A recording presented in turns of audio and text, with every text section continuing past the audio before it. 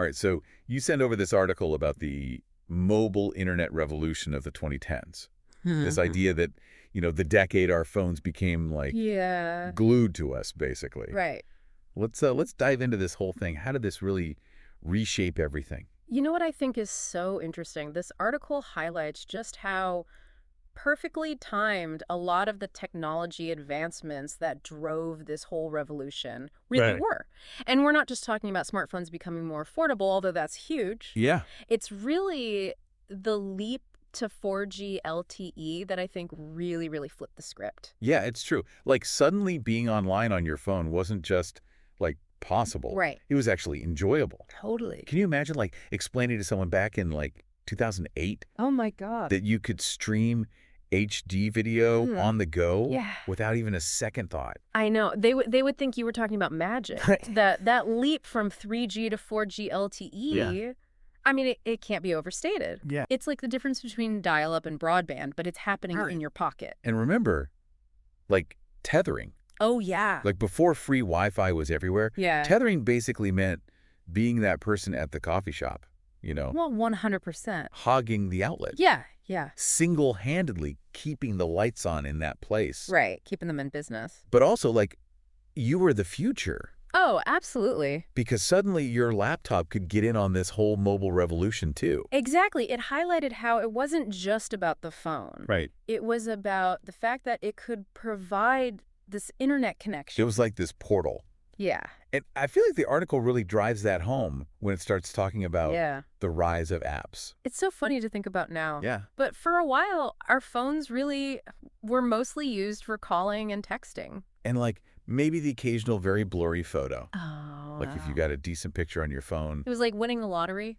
it was a miracle. Yeah, totally. But, the article's spot on when it says apps really unlocked the true potential of mobile internet. Yeah. All of a sudden, our phones became these, like, multi-purpose tools. Mm. Think back to those early days of, like, doing any shopping on your phone. Oh, totally. That was revolutionary. Like ordering food late at night Yes. and not having to, like, read your credit card number over a crackly phone line. 100%. Game changer. Totally. It seems so obvious now. I know. But that shift of being able to do practically anything from your phone, Right. that's the core of this whole mobile revolution. It really is. And the impact on businesses was huge. Oh, absolutely. Seismic. The article talks about how mobile first became like the mantra Right. for companies. Yes. And for good reason, it wasn't enough to just have a website anymore. Right. That website had to work on a tiny screen, Yeah. which just from like a coding perspective Oh, my God. must have given developers nightmares. I vaguely remember trying to navigate websites on my phone like back in the early 2010s. Wait, no. It was Obstacle course. It was the worst. Like, what kind of challenges did developers even face when this whole like mobile first thing happened? I mean, it totally changed the game for them. Yeah. Responsive design, mobile optimization. Right. These became like the big buzzwords. Mhm. And it wasn't just about like how it looked. Right. It was about, does it even function? Right. Can you even like yeah. Can you click the buttons? use it? Exactly. So suddenly you've got, everyone from a local bakery to some multinational corporation. Right. They've got to be accessible on mobile, Absolutely. And which is wild to think about. it is. And it's this accessibility that I think, the article links to the rise of the gig economy. Right. Which I think is really interesting. It's true. Like that accessibility factor is huge. Yeah.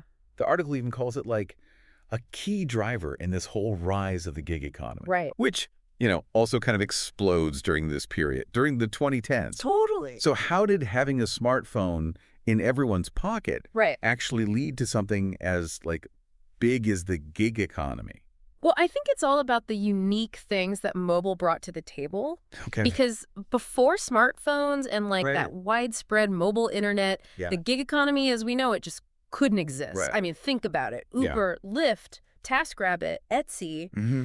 they all rely on this idea of like instant connection, location awareness, Yeah. mobile payment, all Reshape. that stuff that your smartphone gives you. Like it was the missing piece. Exactly. And everything just clicked into place. 100%. Suddenly, you didn't need like a physical storefront Right. to run a business. You Right. didn't need a dispatcher Yeah. to like connect you with customers. Yeah. Your phone became the storefront, the dispatcher, the payment processor, all rolled into one. Totally. So it really lowered the barrier to entry for anyone who wanted to participate in this new kind of work. And it's not even just like work, right? Totally. Think about like even just social media. Yeah. It was like how we connected with each other was changing at the speed of light. It's like this perfect storm we're talking about, right? Yeah. You have this enabling technology, you have user behavior shifting, and you've got these businesses that are just scrambling to adapt. Totally. And it's all happening at a pace we'd never really seen. Yeah, it's true. But I think what's also interesting here is that beyond consuming, this is also the moment when we, the users, went from just passive consumers of content to creators ourselves. It's true. And the article brings up like YouTube and TikTok. Yeah. And it's easy to forget how drastically smartphones changed. Like the barrier to entry. Totally. To being a content creator. Right. You didn't need like a camera crew anymore. Right. You just need a good idea and maybe a selfie stick and your phone. Exactly. And on the flip side of that, the way that we consumed content was also going through this like huge revolution. Right. What do you think is like the biggest shift in how we consume content now because of all this? Okay, so besides the obvious ones, like streaming services like your Netflixes, which the article mentions. Right. The one that just blows my mind is how podcasts went from this like niche thing that only a handful of us were listening to to like this global phenomenon. It's pretty incredible. It is. When you think about it, like podcasts went from this thing that, you know, tech enthusiasts were downloading onto their computers to being this multi-billion-dollar industry accessible to anyone with a smartphone and some headphones. Remember when you had to actually plug headphones into your phone? Oh my God. Like those little headphone jacks? They feel like ancient history. I know. It's crazy, right? It's so true.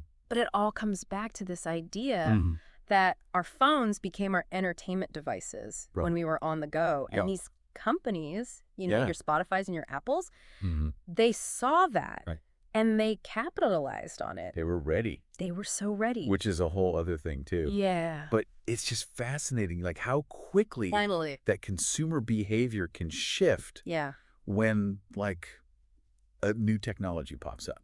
100%. And all of this is happening as, you know, smartphones are getting more powerful. Right. Yeah. They're becoming even more integrated into our lives. Totally.